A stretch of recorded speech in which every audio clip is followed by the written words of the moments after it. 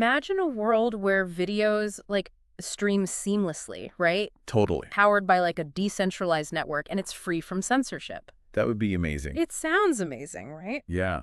Well, that's what we're going to dive into today. Awesome. So we're really going to dig into the question, is IPFS actually ready to handle video streaming? Right. At a quality that we'd expect, you know? Yeah, that we actually want to watch. Exactly. Not just some, janky low-res thing. So we've got some fresh research Okay, cool. and analysis of the IPFS network that we're going to break down. All right. So by the end of this deep dive, you'll have a much clearer idea of whether IPFS is the future of video streaming or just another hype cycle. Gotcha. So before we get into the nitty-gritty, let's make sure we're all on the same page. Okay. For anyone who's not knee-deep in the world of decentralized tech, Right. what exactly is IPFS? Yeah, it could be a little bit of a head-scratcher. Right. If you're not familiar with it. Okay. So think of it like a massive global file-sharing network. Okay. But instead of relying on those big centralized servers, it uses a peer-to-peer system. Okay, so it's more like a distributed. Exactly. Yeah, it's like a giant interconnected web of computers all around the world, sharing files directly with each other. Gotcha. Each file gets a unique fingerprint called a CID, and it's stored on multiple nodes across this network. Oh, okay. So instead of going to YouTube servers to watch a video, Right. you'd be getting it directly from other users on the IPFS network who have a copy. Exactly. That's pretty wild. It is. And that's where the potential gets really interesting. Okay. Think about it. Videos that are resistant to censorship because no single entity controls them. No more single points of failure taking down entire platforms. Right. It's a game changer. Sounds like a dream come true for both content creators and viewers, right? Absolutely. But I have a feeling it's not all sunshine and roses. Yeah, you're probably right. Is the tech really up to the task of delivering smooth, high-quality video? Well, that's the million-dollar question. Right. The research we're diving into today analyzed over 28,000 videos hosted on IPFS globally. Wow. The good news is most of them were accessible. So finding the content isn't an issue. Right?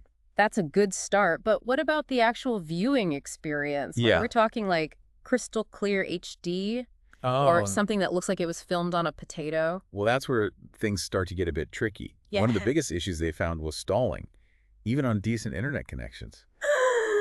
Almost half the videos experience some level of stalling. Aw, man, buffering is the bane of my existence. I know, it's the worst. But why is this happening on IPFS? Is it just because the network is still young and growing? It's more nuanced than that. One major culprit seems to be that most videos on IPFS are encoded at a single quality level. Okay.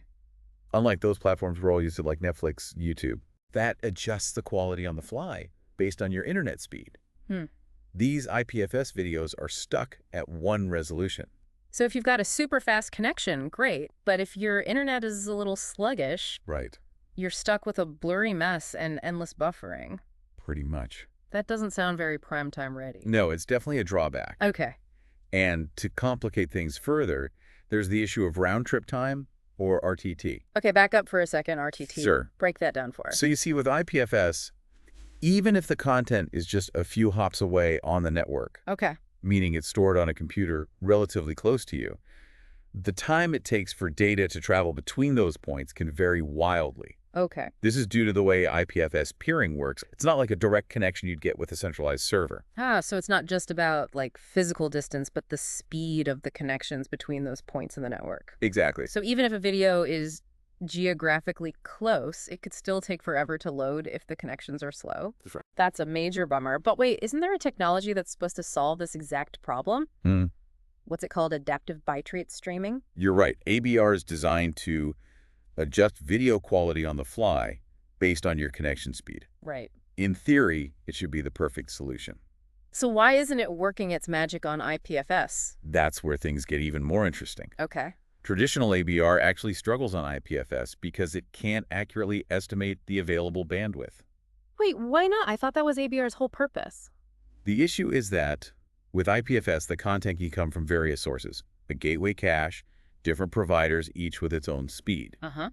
ABR gets confused thinking it has more bandwidth than it actually does, and often chooses a quality that's too high for the connection. So instead of smooth sailing, we're back to buffering city. Pretty much, yeah. It can be a frustrating experience. Okay. So is there any hope?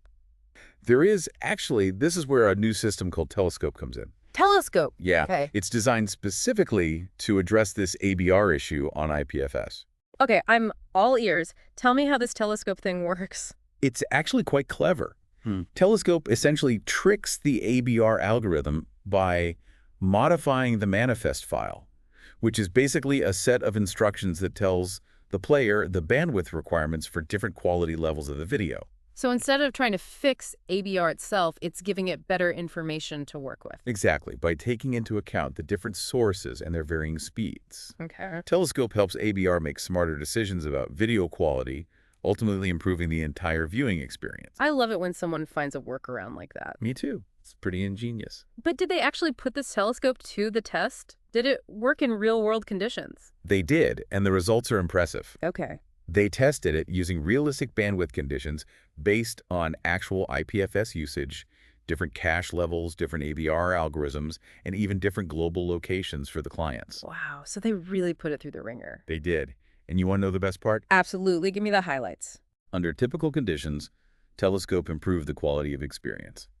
That's how smooth and enjoyable the video is by a whopping 123%. Hold up, 123%. Yeah. That's not just a minor improvement. That's like going from watching a blurry slideshow to streaming in glorious HD. It is a huge leap. That's a huge leap. And get this, it achieved this without requiring any changes to existing ABR clients or the IPFS network itself. It's a completely seamless upgrade. Wow, okay, color me impressed. Yeah, it's pretty remarkable. But 123% improvement in some lab setting doesn't necessarily translate to a seamless experience in the Wild West of the internet. Right. Did they test this thing out in more challenging scenarios? They did. They also tested it in a scenario with progressive caching, which simulates someone with an empty cache. So like a brand new user joining the network. Exactly. Yeah. Even in that tougher environment, Telescope still delivered a 34% improvement compared to traditional ABR, and even more importantly, it significantly reduced stalling even when starting from scratch. That's reassuring to hear. So Telescope seems to be more than just a one-trick pony. It actually holds up in challenging real-world scenarios. This is starting to sound like IPFS might actually be ready for prime time. But before we get ahead of ourselves, let's step back and look at the bigger picture. What does this all really mean? What's fascinating here is that this research suggests IPFS does have the potential to support high-quality decentralized video streaming, even with the current limitations of the network. But we have to acknowledge that it's still early days. More research and real-world adoption are needed to truly see if IPFS can live up to its promise. Right, we can't just jump to conclusions based on one promising study. So what's next? Where do we go from here? One of the biggest questions is whether this telescope system will actually get adopted by the community. Will developers integrate it into their platforms and applications? Will users even notice a difference? Yeah, it's one thing to have a cool tech solution, but it's another thing to actually get people to use it. But before we dive into the adoption challenges, let's unpack another key aspect of this whole decentralized video thing, the impact on content creators. After all, they're the ones driving this whole movement. That's a great point, and that's actually a perfect segue into the next part of our deep dive. We'll be exploring how IPFS and the rise of Web3 could completely transform the creator economy, giving content creators more control, more freedom, and potentially more revenue. Ooh, that sounds juicy. I can't wait to hear more about this Web3 revolution, but for now, listeners, we're going to take a quick pause. When we come back, we'll be exploring the potential of IPFS to empower creators and shake up the entire media landscape. Don't touch that dial. You know, it's interesting to think about Telescope, and like this question, is IPFS ready to compete with the big players? Right. Even if it works, like as well as the research suggests, Yeah. there's still the challenge of getting people to use it, right? Right. Adoption is a whole different beast. Totally. You could have the most revolutionary technology in the world, Yeah. but if nobody's using it, It doesn't matter. it doesn't really matter. Exactly. It's like that saying, if a tree falls in the forest. Right. Exactly. And with video streaming, there's a powerful network effect. Yeah.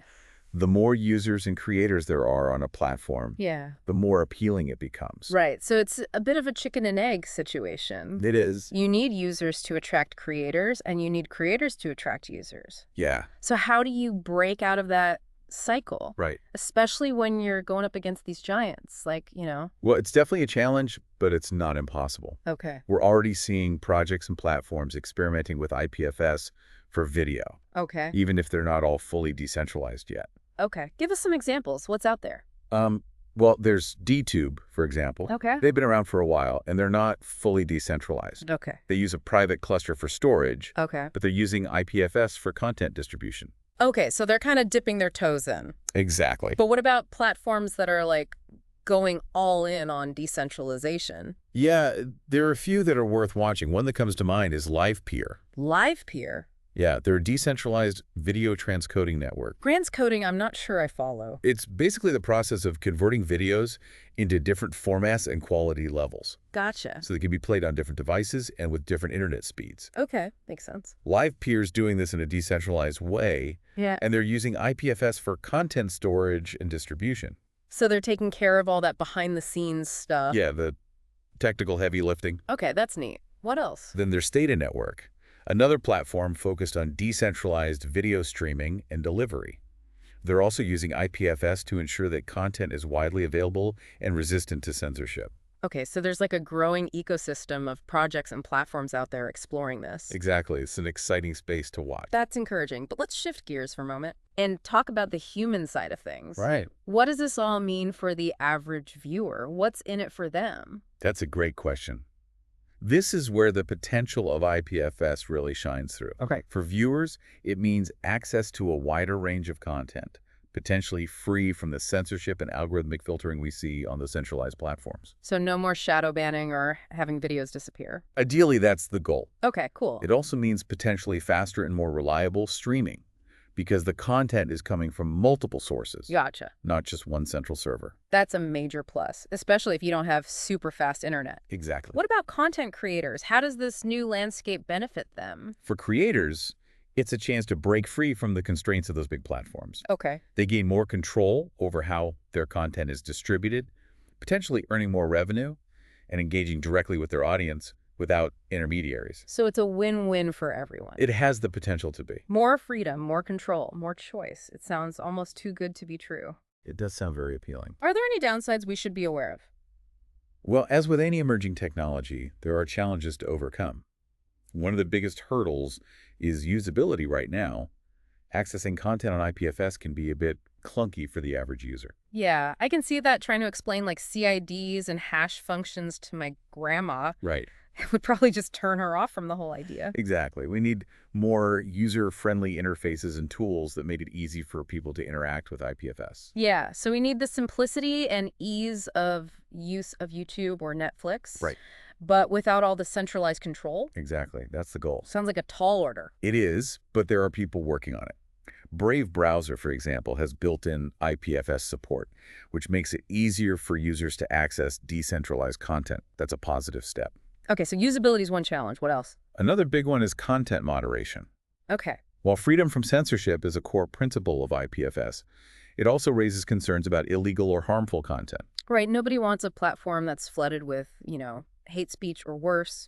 Exactly. So how do you balance the need for moderation with the desire for a truly open and decentralized platform? It's a tough question. It is. The community is grappling with this very issue, exploring different approaches to content moderation that don't compromise the decentralized nature of IPFS. It's a complex and ongoing conversation. Sounds like a tough balancing act. Are there any other challenges? Scalability is another concern. As more users and content come onto IPFS, the network needs to be able to handle that increased traffic without slowing down or becoming unstable. So can it actually handle the demands of millions or even billions of users streaming video?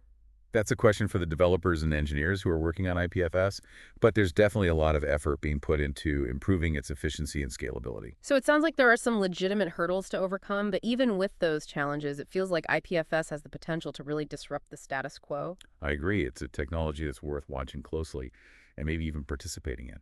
Yeah, listeners, if you're feeling adventurous, why not give IPFS a try? You might just be part of the next internet revolution. But speaking of revolutions, there's another aspect of IPFS that we haven't touched on yet. Its potential impact on the creator economy. Because it doesn't just change how we watch videos. Right. It also has the power to change how creators create, distribute, and even monetize their work. This is where things get really interesting. Okay, I'm intrigued.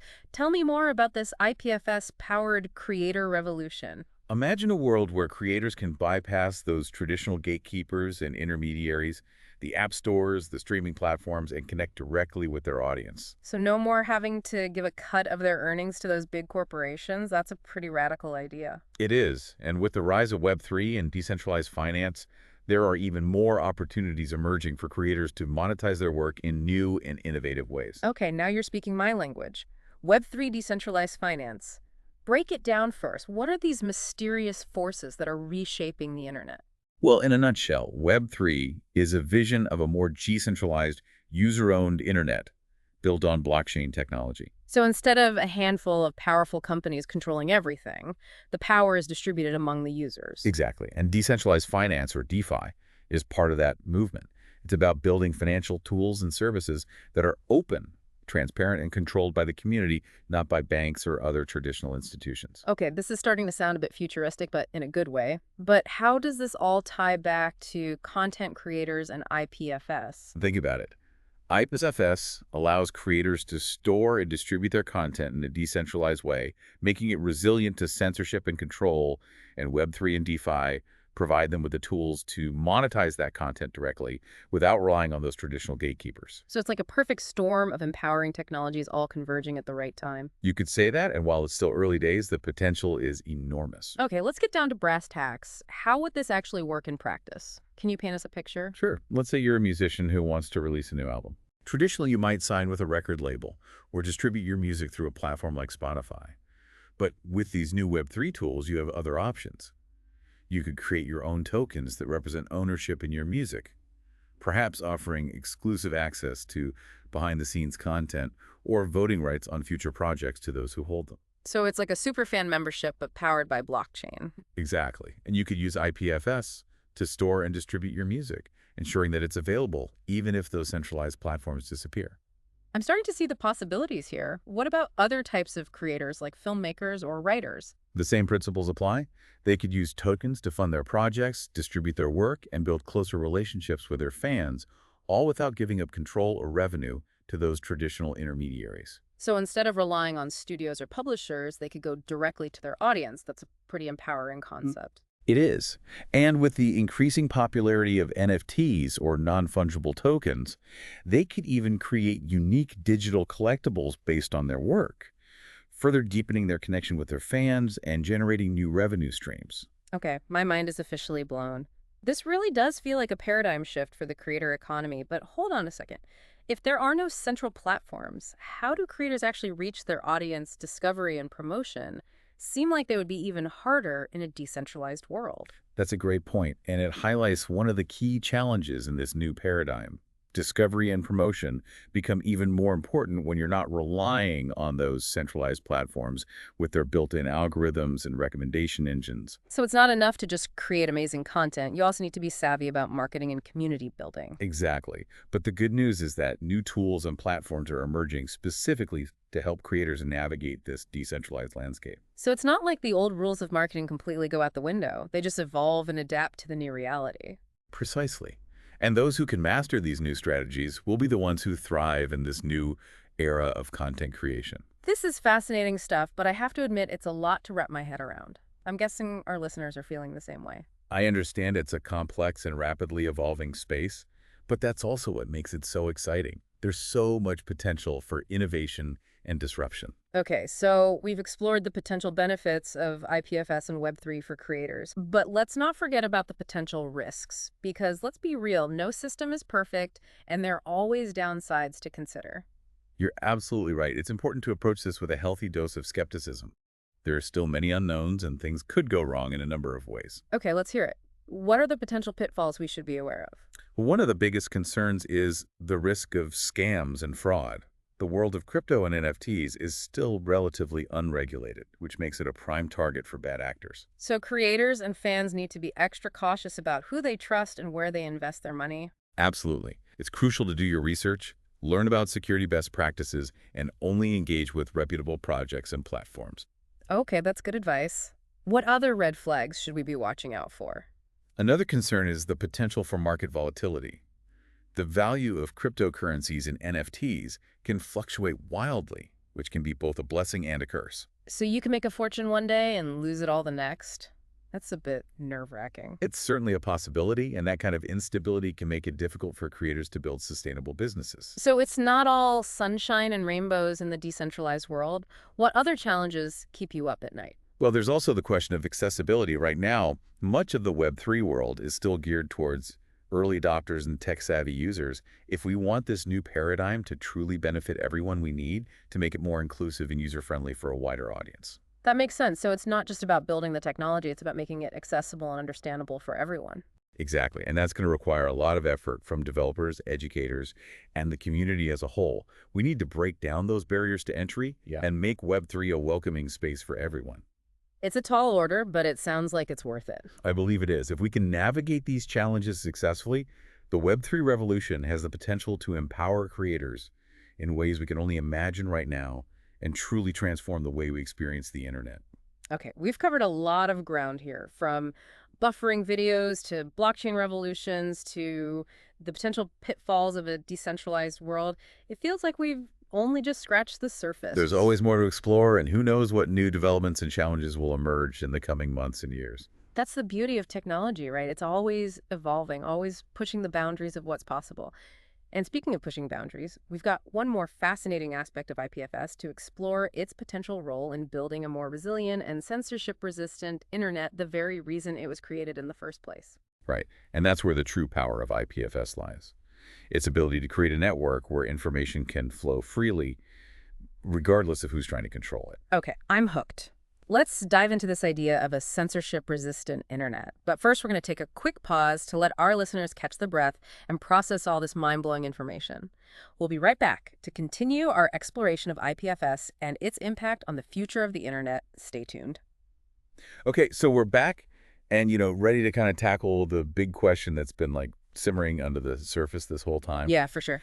Is IPFS the key to a truly resilient internet, one that can stand up to censorship and, control and all that? It's certainly a powerful tool in the fight for a more open and accessible internet. Okay. Because you see, the internet we use today relies heavily on centralized platforms and servers, Right. which means that governments or corporations can control access to information, Uh-huh. or even shut down entire websites or services. Yeah, we've seen that happen, right? Exactly. Like certain social media giants deciding what news articles we're allowed to see, Right. or entire countries blocking access to websites. Yeah, it's a bit unsettling. It is a bit unsettling when you think about it. Yeah. So how does IPFS actually address this problem? Well, remember how content is stored on IPFS? Yeah. Instead of being on a single central server, it's distributed across a network of nodes all over the world. Right. This makes it much harder for any single entity to censor information.